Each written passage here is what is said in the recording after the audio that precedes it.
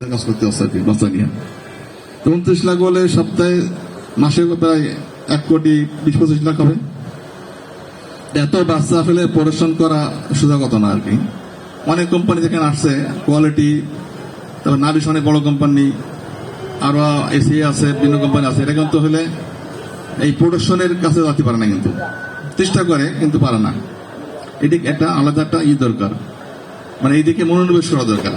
আমাদের মালিক একমাত্র এই সেক্টর নিয়ে আছে, কিন্তু ছোটকাল থেকে এই সেক্টরে এবং এখন এই সেক্টর আছে। যত ইনভেস্ট করে টাকা যারা লাভ হয় এইদিকে ইনভেস্ট করে, অন্যদিকে করে না কিন্তু।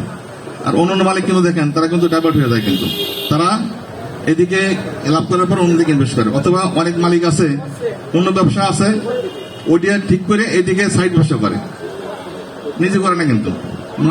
মালিক থাকে অন্য জায়গায় আর এখানে জিএম ম্যানেজার দিয়ে করে, কিন্তু ওরা ভালো করতে পারে না। আমাদের মালিক মনোনিবেশ এই দিকেই, যা করবে পোল্ট্রি সেকশন নিয়ে করবে। উনি নগদ টাকায় মাল কেনে, ভালো মাল কেনে।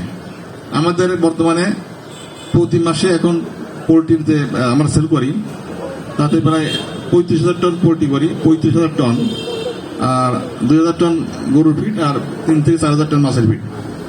সর্বমোট 40,000 টন উৎপাদন হচ্ছে। এর মধ্যে আমাদের ফিড মিল আছে, মানে আপনার চিটাগাং একটা মিল আছে, বড় মিল। এরপরে সিরাজগঞ্জে আরো বড় মিল, সিরাজগঞ্জে তো উৎপাদন ক্ষমতা ঘন্টায় 90 টন। এরপর আমরা যশোরে মিল নিয়েছি, ওটা এখন উৎপাদন আছে 20 টন। এরপরে আমরা 50 টন, অনেক কাজ হচ্ছে আর কি। আমাদের গাজীপুরে মিল নেওয়া হয়েছে।